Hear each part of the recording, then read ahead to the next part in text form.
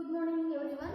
Today we will discuss about the next part of the boss who cares. ನೋಡ್ರಿ ಇವತ್ತು ನಾವೇನು ಮಾಡಬೇಕಾಗಿತ್ತಪ್ಪ ಅಂದ್ರೆ ನಾವು ಈಗಾಗಲೇ ಇದರ ಬಾಸ್ ಯಾರಾಗಿದ್ರು, ಆಮೇಲೆ ಅವ್ರು ಯಾವ ಥರ ಅಲ್ಲಿರ್ತಕ್ಕಂಥ ಸೈಂಟಿಸ್ಟನ್ನು ಕೇರ್ ಮಾಡ್ತಿದ್ರು, ಅವ್ರು ಹೇಳಿದ ವಿಷಯವನ್ನು ಯಾವ ರೀತಿ ತಗೋತಿದ್ರು, ಅವರು ಅಪ್ಪಂದ್ರ ಮೇಲೆ ಅವ್ರು ಇದ್ರೇನಾ, ಎಷ್ಟು ಚಲೋ ಇದ್ರು, ಏನಿದ್ರು, ಎಷ್ಟು ಸ್ಟ್ರಿಕ್ಟ್ ಇದ್ರು ಅಂತ ಆಲ್ರೆಡಿ ಈಗ ಗೊತ್ತಾಗೈತಿ. ಇನ್ನು ಅದರ ಮುಂದಿನ ಭಾಗ ಅಂದ್ರೆ ಈಗಾಗಲೇ ಈ ಪಾಠದ ಫಸ್ಟ್ ಭಾಗ ನೋಡಿದಕ್ಕಂಥವ್ರಿಗೆ ಏನಾಯ್ತು ಅನ್ನೋದು ನಮ್ಗೆ ಆಲ್ರೆಡಿ ಗೊತ್ತದ.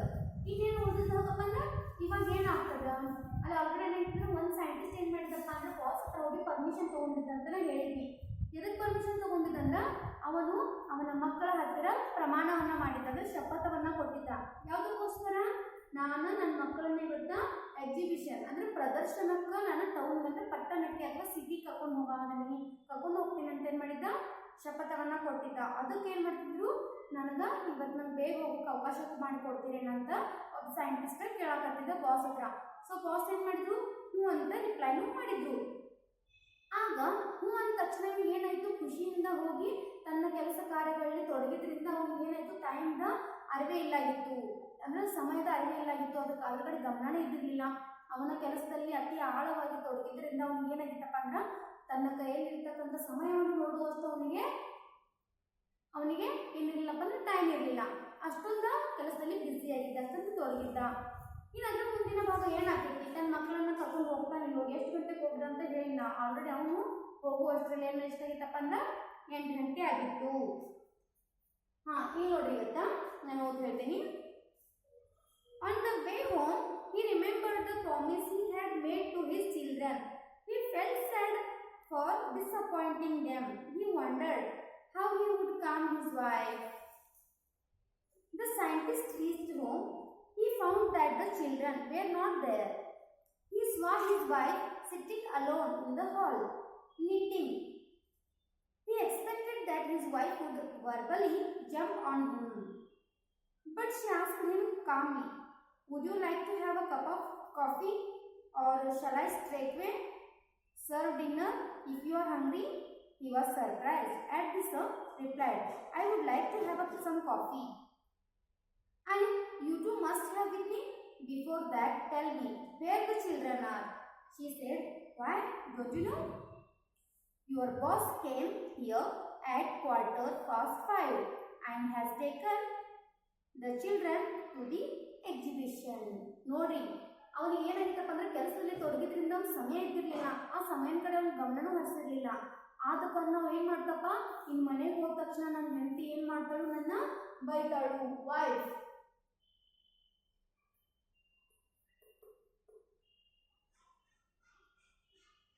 ಹೆಂಡತಿ ಏನು ಮಾಡ್ತಾಳು, ನನ್ನ ಹೆಂಡತಿ ನನಗೆ ಬೈತಾಳು, ನನಗೆ ರೇಗಾಡ್ತಾಳು, ನನ್ನ ಮೇಲೆ ಕೇವಲ ಮಾತುಗಳನ್ನ ಮುಖಾಂತರ ನನ್ನ ಮನಸ್ಸಿಗೆ ಚುಸ್ತಾಳು, ಅಷ್ಟೇ ಮಾತಾಡ್ತಾಳು. ಯಾಕಂದ್ರೆ ಬೇರೆ ಟೈಮ್ಗೆ ಹೋಗಿರ್ಲಿಲ್ಲ, ಅದರಲ್ಲಿ ಮಕ್ಕಳನ್ನ ಸಿಟಿ ಕರ್ಕೊಂಡು ಹೋಗ್ತೀನಿ ಅಂದ್ರೆ ಅದಕ್ಕೂ ಹೋಗಿಲ್ಲ, ಮನೆಗೂ ಲೇಟ್ ಮಾಡಿ ಬಂದಿದ್ದ. ಹೋಗ್ಬೇಕಾದ್ರೆ ಏನಾಗಿತ್ತು, ಪ್ರಾಮಿಸ್ ಅನ್ನು ನೆನಪು ಮಾಡ್ಕೊಂತ ಹೋಗ್ತಾ. ರಿಮೆಂಬರ್, ನೆನಪು.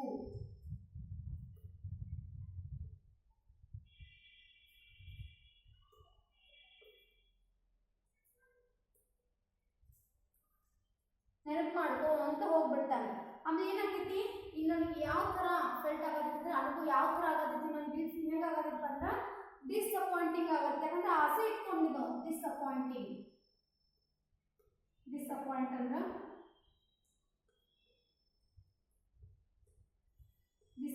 ಅಂದ್ರೆ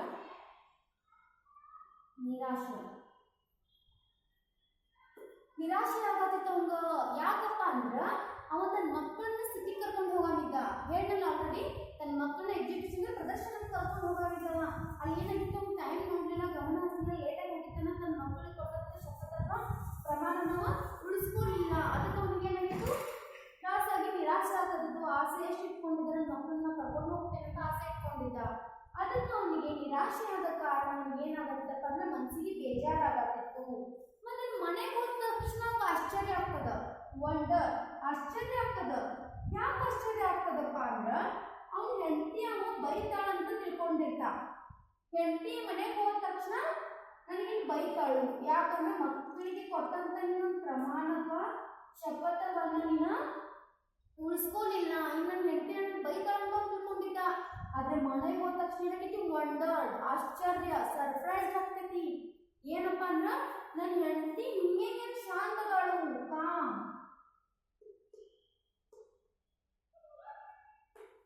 ಆರಾಮದಳು, ಯಾವುದೇ ಟೆನ್ಷನ್ ಇಲ್ಲ, ಹಿಂಗೇನೆ ಶಾಂತದಳು, ನನ್ನ ಯಾಕೆ ರೇಗಾಡತ್ತಿಲ್ಲ, ಯಾಕೆ ಕೋಪ ಮಾಡ್ಕೊಳತ್ತಿಲ್ಲ, ಏನಾಯ್ತು ಅಂತ ಅಬ್ದಿ ಇದರಿಂದ ಒಬ್ಬರಿಂದ ಹೋಗ್ತಾನೆ. ಒಮ್ಮೆ ಆಶ್ಚರ್ಯ ಆಗೈತಿ, ನನ್ನ ಹೆಂಡತಿ ಏನೋ ಅನ್ನತ್ತಿಲ್ಲ ನನಗೆ, ಯಾಕಂದ್ರೆ ಆಲ್ರೆಡಿ ತಪ್ಪು ಮಾಡ್ಯಾನ. ಹೋಗ್ತೇನಂತ ಹೇಳಿ ಮಕ್ಕಳು ಕರ್ಕೊಂಡು ಹೋಗ್ತೇನೆ ಅಂತ ಹೇಳಿ ನಾನು ಏನು ಮಾಡಿದ್ರ ಲೇಟ್ ಮಾಡಿ ಮನೆಗೆ ಬಂದ, ಹೋಗಿಲ್ಲ ನಾನು ಅಂತ ಹೋಗ್ತಾನು. ಮನೆಗೆ ಬಂದು ಮುಟ್ತಾನೆ, ಸೈಂಟಿಸ್ಟ್ ಮನೆಗೆ ಹೋಗ್ತಾನು. ಮನೆಗೆ ಹೋಗಿ ಕೊಂಡಿರ್ತಾನು. ಅಲ್ಲೇನಾಗಿದ್ದಪ್ಪ ಅಂದ್ರೆ ಮಕ್ಕಳನ್ನ ಹುಡುಕ್ತಾನೆ. ಚಿಲ್ಡ್ರನ್ಸ್ ಅಂದ್ರೆ ಮಕ್ಕಳನ್ನ, ನಾನು ಹೇಳಿದ್ದಾನೆ ಆಲ್ರೆಡಿ, ನಾನು ನನ್ನ ಮಕ್ಕಳನ್ನ ಎಲ್ಲಿ ಕರ್ಕೊಂಡು ಹೋಗ್ತೀನಿ, ಸಿಟಿ ಕರ್ಕೊಂಡು ಹೋಗ್ತೀನಿ. ಮಕ್ಕಳನ್ನ ಹುಡುಕ್ತಾನು. ಹುಡುಕಿದ ತಕ್ಷಣ ಏನಾಗ್ತೈತಪ್ಪ ಅಂದ್ರೆ ಅಲ್ಲಿ ಅವನು ಮಕ್ಕಳನ್ನ ಕಾಣಲ್ಲ. ಹುಡುಕಿದ ತಕ್ಷಣ ಮನೆಗೆ ಹೋಗಿ ಮಕ್ಕಳನ್ನ ಹುಡುಕಲ್ಲಿ ಮಕ್ಕಳು ಇರಲ್ಲ. ಅಲ್ಲೇನಾಗ್ತೈತಿ, ವೇರ್ ನಾಟ್ ದೇರ್, ಅಲ್ಲಿ ಇರಲಿಲ್ಲ, ಅವ್ರ ಮನೇಲಿ ಇರಲ್ಲ ಮಕ್ಕಳು. ಇರೋದ್ರಿಂದ ಏನಾಗ್ತೈತಿ, ನನ್ನ ಹೆಂಡತಿಗೆ ನೋಡ್ತಾ ಅವಳು ಏನ್ ಮಾಡಿದ್ಲಪ್ಪ ಅಂದ್ರೆ ಒಂದು ಹಾಲ್ ಒಳಗೆ ಕೂತಿದ್ಲು, ಅಲೋನ್ ಕೂತಿದ್ಲು. ಅಲೋನ್ ಅಂದ್ರೆ ಒಂಟಿಯಾಗಿ.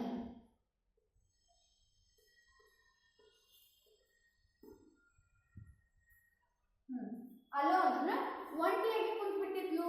ಅವಳು ಏನ್ ಮಾಡ್ತಿದ್ಲಪ್ಪ ಅಂದ್ರ ಯಾವುದೇ ರೀತಿ ಯಾರನ್ನೂ ಸಹ ಕೂಡ್ಸ್ಕೊಂಡಿರ್ಲಿಲ್ಲ. ಆಕೆ ಅಲೋನ್ ಅನ್ನ ಒಬ್ಬಕ್ಕೆ ಕುಂತ್ಬಿಟ್ಟಿದ್ಲು. ಅದು ಎಲ್ಲಿ, ಮುಂದಿನ ರೂಮ್ ಅಥವಾ ಹಾಲ್ದಲ್ಲಿ ಕುಂತಿದ್ದು. ಅದು ಹೆಂಗ್ ಕುಂತಿದ್ಲಪ್ಪ ಅಂದ್ರ ನೆಟ್ಟಿಂಗ್ ಮಾಡ್ತಾ ಕೂತಿದ್ಲು. ನೆಟ್ಟಿಂಗ್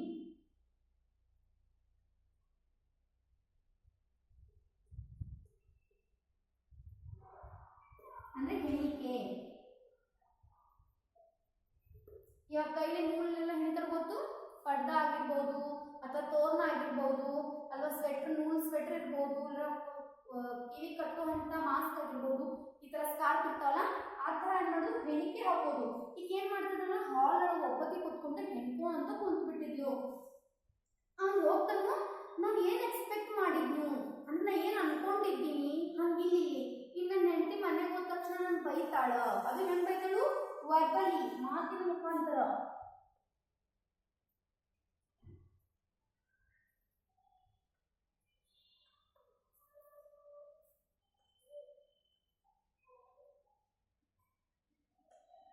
ಮಾತಿನ ಮೂಲಕ ನನ್ಗೆ ಏನ್ ಮಾಡ್ತಾಳೆ ಹೆಂಡತಿ, ಬೈತಾಳು, ನನ್ನ ಮೇಲೆ ರೇಗಾಡ್ತಾಳು, ಸಿಟ್ ಮಾಡ್ಕೊಂತಾಳು, ಏನಂತಾಳೆ ಏನು ಅಂತ ನಾನು ಎಕ್ಸ್ಪೆಕ್ಟ್ ಮಾಡಿನು. ಆದ್ರೆ ಇಲ್ಲಿ ಏನಾಗಿತ್ತಪ್ಪ, ಇಲ್ಲೇ ನನ್ನ ಮೇಲೆ ಜಿಗದ ಬರ್ತಾಳೇನೋ, ಇಲ್ಲಿ ಬಡಿತಾಳೆ ಏನೋ, ನಾನು ಹಂಗೆ ಅನ್ಕೊಂಡಿದ್ದ ಸೈಂಟಿಸ್ಟ್. ಬಟ್ ಇಲ್ಲೇ ಬಂದ ತಕ್ಷಣ ಏನಾಗಿತ್ತು, ಮನೆಗೆ ಬಂದ ತಕ್ಷಣ ಅವನ ಹೆಂಡತಿ ಸಮಾಧಾನದಿಂದ ಶಾಂತ ರೀತಿಯಿಂದ ಇದ್ದು, ಅತಿ ಕಾಮ್ ಆಗಿದ್ಲು, ಏನೂ ಟೆನ್ಷನ್ ಇಲ್ದ, ಏನೂ ರೇಗಾಡಂತ ಆರಾಮಾಗಿ ಒಂದು ಹಾಲ್ ಒಳಗೆ ಹೆಣಿಕೆಯನ್ನ ಹಾಕಿಂತ ಕುಂತಿದ್ಲು. ಅಂದ್ರೆ ಇಲ್ಲಿ ಏನಪ್ಪಾ ಅಂದ್ರೆ ಆ ಸೈಂಟಿಸ್ಟ್ ಎಕ್ಸ್ಪೆಕ್ಟ್ ಏನ್ ಮಾಡಿದ್ದಾರೆ, ಏನ್ ಅನ್ಕೊಂಡಿದ್ಲು ಅದ್ಯಾವುದು ಇಲ್ಲಿ ನಡೀಲಿಲ್ಲ. ಮತ್ತೇನಾಗ್ತೈತಿ ಅಂದ್ರ ಬಟ್ ಸಿ ಆಸ್ಕ್ಡ್ ಹಿಮ್ ಕಾಮ್ಲಿ, ಮತ್ತು ಅವ್ನಿಗೆ ಏನೋ ಕೇಳ್ತಾನ ಅತಿ ಸಮಾಧಾನದಲ್ಲಿ ಶಾಂತ ರೀತಿಯಿಂದ ಏನ್ ಕೇಳ್ತಾಳಪ್ಪ ಅಂದ್ರ, would you like to have a cup of coffee, ನಿಮ್ಗೆ ಏನಾದ್ರು ಕಾಫಿ ಬೇಕಾ, ಚಾ ಕುಡಿತೀರಿ, ನಿಮಗೆ ಕಾಫಿ ತಂದು ಕೊಡ್ಲಿ ಅಂತ ಕೇಳ್ತಾಳ. ಮತ್ತೇನಂತಾಳು, ನಿಮ್ಗೆ ಹಸುವಾಗಿದೆ, ನಿಮ್ಗೆ ಹಸಿವಾಗಿದ್ರೆ ನಾ ಡಿನ್ನರ್ಗಂದ್ರೆ ರಾತ್ರಿ ಊಟ ಡಿನ್ನರ್ ನಾನು ಊಟಕ್ಕೆ ರೆಡಿ ಮಾಡಲಿ, ತಟ್ಟೆ ಹಾಕಲಿ, ಹಸಿವಾಗಿದೆ ನಿಮಗೆ, ಹಂಗ್ರಿ, ಹಸಿವು.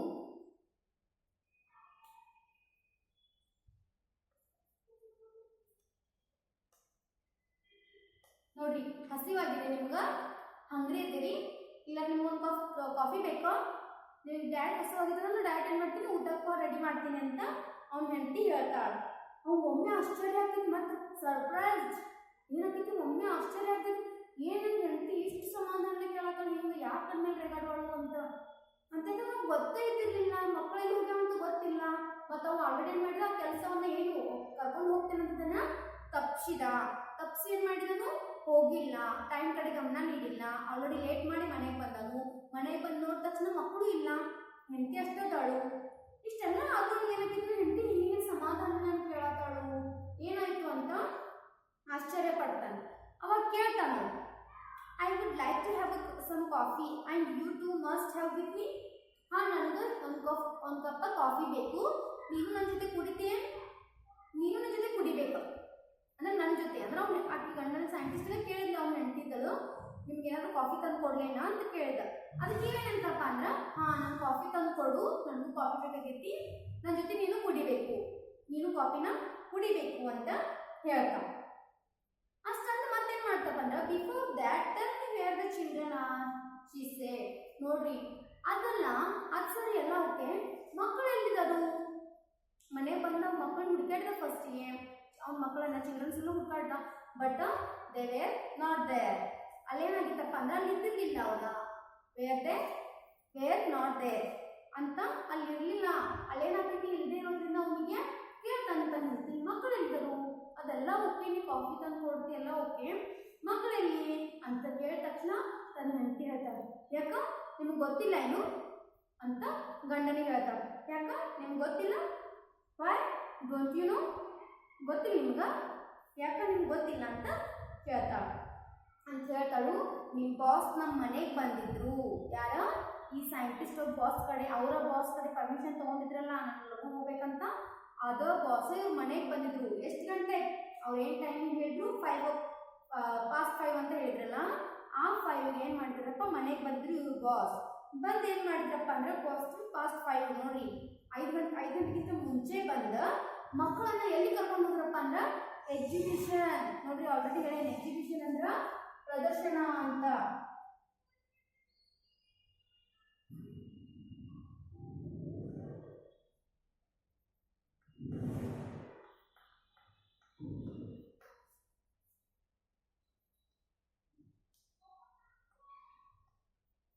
ನೋಡ್ರಿ ಎಕ್ಸಿಬಿಷನ್ ಮೀನ್ಸ್ ಪ್ರದರ್ಶನ. ನಾನೇನ್ ಮಾಡೇನಪ್ಪ, ನಿಮ್ಮ ಬಾಸ್ ಬಂದಿದ್ರು, ಬಂದ ಮಕ್ಕಳನ್ನ ಪ್ರದರ್ಶನಕ್ಕೆ ಕರ್ಕೊಂಡು ಪಟ್ಟಣಕ್ಕೆ ಹೋಗ್ಯಾರಂತ ಹೇಳ್ತಾರೆ.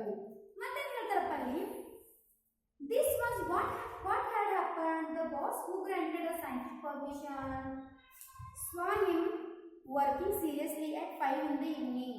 He thought to himself, this person will not leave the work, but if he has promised his children visit to exhibition, they should enjoy. So he decided to take them himself. ನೋಡ್ರಿ ಅವ್ರ boss ಏನ್ ಮಾಡಿದ್ರಪ್ಪ ಅಂದ್ರೆ, this was what had happen. ಏನ್ ನಡೆಯಕತ್ತದ? Scientist ಗೊಂದಲಾಗತ್ತಿದ್ರಿ, ಏನ್ ನಡೆಯಕತ್ತದ? ನನ್ನ boss ಯಾಕೆ ಇಲ್ಲಿ ಬಂದಿದ್ರು, ನನ್ನ ಮಕ್ಕಳನ್ನ ಅವ್ರು ಯಾಕೆ ಕರ್ಕೊಂಡು ಹೋದ್ರು, ಏನ್ ನಡೆಯಕತ್ತದ ಇಲ್ಲಿ, ವಾಟ್ ಹ್ಯಾಪನ್, ಏನಾಗತ್ತದ ಇಲ್ಲಿ ಅಂತ ಅವ್ರಿಗೆ ಗೊತ್ತಾಗ್ತದ. ಗೊಂದಲಾಗ ಏನ್ ಮಾಡ್ತಾರೆ, the boss who granted the scientist permission. ಅಲ್ಲಿ ಹೋದ ತಕ್ಷಣ ಏನಾಗೈತಿ, ನನಗೆ ಯಾರು ಪರ್ಮಿಷನ್ ಕೊಟ್ಟಿದ್ರು? ಬಾಸ್ ಪರ್ಮಿಷನ್ ಕೊಟ್ಟಿದ್ರು. ಅಲ್ಲೇನಾಗಿತ್ತಪ್ಪ ಅಂದ್ರೆ, ಬಾಸ್ ಯಾರು ಪರ್ಮಿಷನ್ ಕೊಟ್ಟರು ನನ್ನ ಮಕ್ಕಳನ್ನ ಕರ್ಕೊಂಡು ಹೋಗಕ್ಕ ಅಂತ ಅಲ್ಲಿರ್ತಕ್ಕಂಥ ಸೈಂಟಿಸ್ಟ್ಗೆ ಏನಾಗ್ತದಪ್ಪ ಅಂದ್ರೆ ಗೊಂದಲ ಆಗಕ್ಕ ಪ್ರಾರಂಭ ಆಗ್ತದ. ಅಲ್ಲೇನಾಗ್ತದ, ಬಾಸ್ ಏನ್ ಮಾಡಿದ್ರಪ್ಪ ಅಂದ್ರೆ ಇವನ ಕೆಲಸ ಮಾಡುವುದನ್ನ ಕಂಡಿದ್ರು. ಯಾರ? ಈ ಸೈಂಟಿಸ್ಟ್. ಅಲ್ಲಿ ಕೆಲಸ ಮಾಡ್ಬೇಕಾದ್ರೆ ಏನ್ ಮಾಡಿದ್ರಪ್ಪ ಅಂದ್ರೆ ತನ್ನನ್ನ ತಾನು ಆ ಕೆಲಸ ಕಾರ್ಯದಲ್ಲಿ ಏನ್ ಮಾಡಿದ್ರು, ಅತಿ ಆಳವಾಗಿ ತೊಡಗಿದ್ದರಿಂದ ಆ ಕೆಲಸವನ್ನು ಪ್ರಾರಂಭ ಮಾಡಲಿಕ್ಕೆ ಅತಿ ಆಳವಾಗಿ ಆ ಕೆಲಸವನ್ನು ಅತಿ ಕಟ್ಟುನಿಟ್ಟಿಂದ ಮಾಡೋದನ್ನ ಕಂಡ್ರು. ಎಷ್ಟು ಗಂಟೆಗೆ ಅಂದ್ರೆ 5 ಗಂಟೆಗೆ.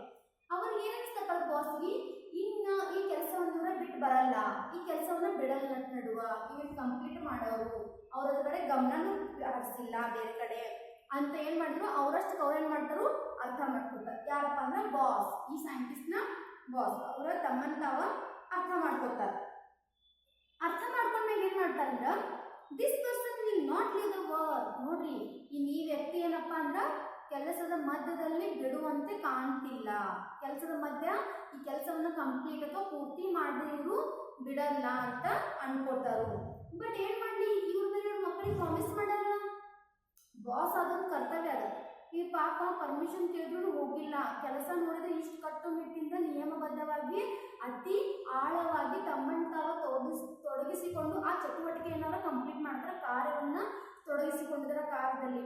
ಆದ್ರೆ ಇಲ್ಲಿ ಏನ್ ಮಾಡಿದ್ರಪ್ಪ ಅಂದ್ರೆ ಬಾಸ್, ಈ ವ್ಯಕ್ತಿ ಕೆಲಸವನ್ನ ಬಿಡುವಂತೆ ಕಾಣತಿಲ್ಲ. ಬಟ್ ಅವ್ರ ಮಕ್ಕಳಿಗೆ ಏನ್ ಮಾಡಿದ್ರ, ಶಪಥ ಅಥವಾ ಪ್ರಮಾಣವನ್ನ ಮಾಡಿದಾರಲ್ಲ ಮಕ್ಕಳಿಗೆ ಅಂತ ಏನ್ ಮಾಡ್ತಾರೆ, ಬಾಸ್ ತನ್ನಷ್ಟು ತಾನ ಅನ್ಕೊಂತ ನಿಂದಿರ್ತಾರೆ. ಪಾಪ ಮಕ್ಕಳನ್ನು ಎಂಜಾಯ್ ಮಾಡಲಿ ಅಂತ ಏನ್ ಮಾಡ್ತಾರು, ಸ್ವಂತ ಅವರೇ ಏನ್ ಮಾಡ್ತಾರು, ಸ್ವತಃ ಬಾಸ್ ಅವ್ರ ಮನೆಗೆ ಬಂದು ಮಕ್ಕಳನ್ನ ಎಲ್ಲಿ ಕರ್ಕೊಂಡು ಹೋಗ್ತಾರಪ್ಪ ಅಂದ್ರೆ ಎಕ್ಸಿಬಿಷನ್ ಕರ್ಕೊಂಡು ಹೋಗ್ಬೇಕಂತ ನಿರ್ಧಾರವನ್ನ ಮಾಡ್ತಾರು. ನೋಡ್ರಿ ಯಾರಾದ್ರೂ ಮಾಲೀಕರನ್ನ ಮಾಡಕ್ ಸಾಧ್ಯ ಅದ? ಇಲ್ಲ. ಅಂದ್ರೆ ಎಷ್ಟು ಚಲೋ ಇದ್ದಿರ್ಬೋದು, ಎಷ್ಟು ಮಾನವೀಯತೆಯಿಂದ, ಎಷ್ಟು ಅತಿ ಒಳ್ಳೆಯ ಮನಸ್ಸನ್ನು ಹೊಂದಿರ್ತಕ್ಕಂಥ ಬಾಸ್ ಇರ್ಬೋದು. ನೋಡ್ರಿ ಅಲ್ಲಿ ಏನ್ ಹೇಳ್ತಾರಪ್ಪ ಅಂದ್ರ, ಆ ಬಾಸ್ ಬರ್ತಾರ ಮನೆಗ, ಸೈಂಟಿಸ್ಟ್ ಖುಷಿಯಾಗಿರ್ಲಿ ಅಂತ ಅವ್ರನ್ನ ನಾನು ಕರ್ಕೊಂಡು ಹೋಗ್ತೇನೆ ಅಂತ ಏನು ಮಾಡ್ತಾರೆ ಬಾಸ್ ಡಿಸೈಡ್ ಮಾಡ್ಕೊಂಡಿರ್ತಾರೆ. ಅವ್ರ ಮನಸ್ಸಿಗೆ ಅವರಷ್ಟು ಅವ್ರು ಅನ್ಕೊಂಡು ನಿರ್ಧಾರ ಮಾಡ್ಕೊಂಡು ಆ ಸೈಂಟಿಸ್ಟ್ ಮನೆಗೆ ಮಕ್ಕಳನ್ನ ಕರ್ಕೊಂಡು ಏನು ಮಾಡ್ತಾರೆ ಸಿಟಿಗೆ ಹೋಗ್ಬಿಡ್ತಾರೆ. ಇದಕ್ಕೆ ಎಕ್ಸಿಬಿಷನ್ ಅನ್ನು ತೋರ್ಸಕ್ಕೆ ಹೋಗ್ಬಿಡ್ತಾರೆ. That is why all the scientists at thumb work under their boss even though the workload is too much. ನೋಡ್ರಿ ಯಾಕೆಲ್ಲರೂ ಆ ಸೈಂಟಿಸ್ಟ್ ಕೈ ಕೆಳಗಡೆ ಕೆಲಸ ಮಾಡ್ತಾರೆ, ಆ ಬಾಸ್ ಕೈ ಕೆಳಗಡೆ ಯಾಕೆ ಅಷ್ಟೊಂದು ಜನ ಕೆಲಸ ಮಾಡ್ತಾರೋ, ಯಾಕೆ ಅಷ್ಟೊಂದು ಜನ ಸೈಂಟಿಸ್ಟ್ ಇರ್ತಾರೋ? ಯಾಕಪ್ಪ ಅಂದ್ರೆ ಅಲ್ಲಿ ಥಂಬ್ ವರ್ಕ್ ಅಂಡರ್ ಒಳಗೆ ಕೆಲಸದ ಪ್ರಭಾವ ಅಭಾವ ಭಾಳ ಇರ್ತದ. ಕೆಲಸದ ಅಭಾವ ಜಾಸ್ತಿ ಇರೋದ್ರಿಂದ ಏನಾಗ್ತದಪ್ಪ ಅಲ್ಲಿ ಅವರಿಗೆ ಲೋಡ್ ಹೆಚ್ಚಿರೋದ್ರಿಂದ, ಕೆಲಸದ ಭಾರ ಒತ್ತಡ ಹೆಚ್ಚಿರೋದ್ರಿಂದ ಅವರ ಕೈ ಕೆಳಗಡೆ ಸಾಕಷ್ಟು ಜನ ಕೆಲಸ ಮಾಡ್ತಾರಂತ ಇವ್ರ ಹೇಳ್ತಾರೆ. By the way can you guess who the boss was? ನೋಡ್ರಿ ಇಷ್ಟೆಲ್ಲ ನಾ ಬಾಸ್ನ ಬಗ್ಗೆ ಹೇಳಿ ನೋಡಿ ಎಷ್ಟು ಒಳ್ಳೆಯವ್ರಂತ ಗೊತ್ತಾಯ್ತು. ಆದ್ರೆ ಯಾರಾದ್ರೂ ಗೆಸ್ ಮಾಡಿರೇನ ಆ ಬಾಸ್ ಯಾರು ಇರ್ಬೋದಂತ? ಯಾರು ಗೆಸ್ ಮಾಡ್ತೀರಿ ಆ ಬಾಸ್ ಯಾರಂತ? ನಮಗೂ ಗೊತ್ತಿಲ್ಲಾಗಿತ್ತು. ಇಷ್ಟು ತರ ಹೇಳಿದ್ರೆ ನಮಗೂ ಬಾಸ್ ಯಾರಂತ ಗೊತ್ತಿಲ್ಲಾಗಿತ್ತು. ಆದ್ರೆ ಇಲ್ಲೇನು ಕೇಳ್ತಾರು, ಯಾರಾದ್ರೂ ಗೊತ್ತದೆ ಆ ಬಾಸ್ ಯಾರಂತ ನಿಮ್ಗೆ ಎಲ್ಲರಿಗೂ ಗೊತ್ತದ? ಯಾರ boss? He was none other than, ಅವ್ರು ಬೇರೆ ಯಾರು ಅಲ್ಲ, ಅವರೇ ನಮ್ಮ ಡಾಕ್ಟರ್ APJ ಅಬ್ದುಲ್ ಕಲಾಂ. ನೋಡ್ರಿ ಈಗ ಆಲ್ರೆಡಿ ನಮ್ಗೆ ಗೊತ್ತೈತಿ ಯಾರಂದ್ರ ಡಾಕ್ಟರ್ APJ ಅಬ್ದುಲ್ ಕಲಾಂ. ಕ್ಷಿಪಣಿಗಳ ಪಿತಾಮಹ ಅಂತ ಕರ್ತಾರೆ. ಆಮೇಲೆ ಯಾರಪ್ಪ ಅವರು ಡಾಕ್ಟರ್ APJ ಅಬ್ದುಲ್ ಕಲಾಂ? ಇವರೊಬ್ಬರ ಗ್ರೇಟೆಸ್ಟ್ ಸೈಂಟಿಸ್ಟ್ ಅಬ್ದುಲ್ ಕಲಾಂ. ಇವ್ರೇನ ಗ್ರೇಟರ್ ಸೈಂಟಿಸ್ಟ್. ಮತ್ತೇನಂತ ಕರೀತಾರಪ್ಪ ಇವರಿಗೆ ಅಂದ್ರ ಇವರ ಬಾಸ್ ಅಷ್ಟೇ ಆಗಿರ್ಲಿಲ್ಲ, ಒಬ್ಬ ಮಾನವೀಯತೆಯನ್ನು ಉಳ್ಳಂತ, ಒಬ್ಬ ಇನ್ನೊಬ್ಬರಿಗೆ ಹೆಲ್ಪ್ ಆದ ಸಹಾಯವನ್ನು ಮಾಡುವಂತ ಗುಣವನ್ನು ಸಹ ಹೊಂದಿರ್ತಕ್ಕಂಥ ಬಾಸ್. ಅವರ ಕೈ ಕೆಳಗಡೆ ಕೆಲಸ ಮಾಡುವಂತ ಪ್ರತಿಯೊಬ್ಬ ಸೈಂಟಿಸ್ಟ್ನ ವೈಯಕ್ತಿಕ ಅದ್ರಲ್ಲಿ ಏನ್ ಮಾಡ್ಬೇಕು, ವೈಯಕ್ತಿಕ ಕಾಳಜಿಯನ್ನು ಸಹ ವಹಿಸಬೇಕು. ಅವರಿಗೆ ಇರ್ತಕ್ಕಂಥ ತೊಂದರೆ ಬಗ್ಗೆ ತಿಳಿದುಕೊಂಡು ಅವರಿಗೆ ಸಮಸ್ಯೆ ಪರಿಹಾರವನ್ನು ಸಹ ಒದಗಿಸಿಕೊಡುವಂತ ಬಾಸ್ ಆಗಿದ್ರು. ಯಾರಾಗಿದ್ರಪ್ಪ ಬಾಸ್ ಅಂದ್ರ ಡಾಕ್ಟರ್ APJ ಅಬ್ದುಲ್ ಕಲಾಂ.